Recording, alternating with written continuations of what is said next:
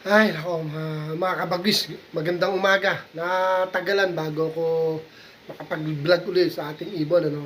Kasi hindi ko na i-vlog dahil nag-out of time kami ng pamilya ko.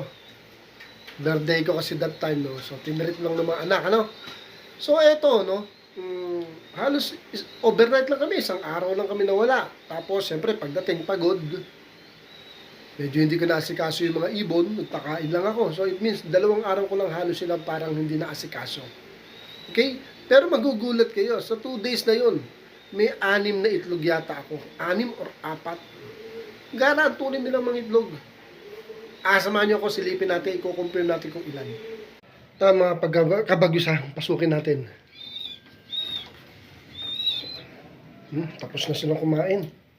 Ito mga kabagyosan, ito yung dalawang handpid ko, laki na. Ito mga kabagyosan, ito dalawa na itlog. Si Beauty, ang ganda. Ang ganda itlog mo, dalawa. Ito ngayon ko lang sisilipin. Ngayon lang ako tumungtong sa bangko. Nakakailang itlog ka na. Dalawa na rin, oh. Wow, ito, nakaupo to.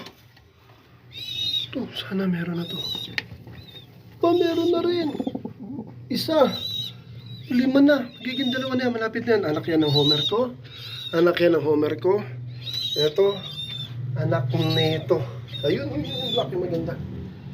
Grabe. Hindi na ako bibili ng young bird nito. Nandito ako sa kulungan ko. Laki. Ayun nga. Malamang hindi na ako bumili ng young bird. Baka ako na magbenta. Ito mga anak ng aking solid line na racing Homer. Sa mga putok-putok yung bebenta ko to. Ay, nako mga kabagwis. Ang happy ko pag ganito. Ang dami kong ibon. Sarap, nakakalis talaga ng stress. So, dito na lang, mga kabagwis, ano. Sa susunod na ulit tayo magkwentuhan. Kami maglilinis na ng loft.